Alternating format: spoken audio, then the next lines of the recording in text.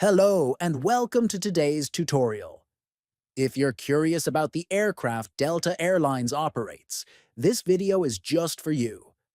I'll show you how to explore detailed information about Delta's aircraft models right from the Delta Airlines app. Open the Fly Delta app on your Android phone. Tap on the More option at the bottom right corner of the screen.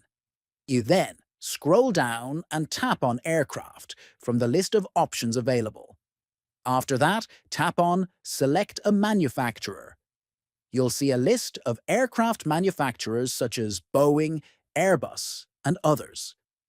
Now, choose the manufacturer you're interested in.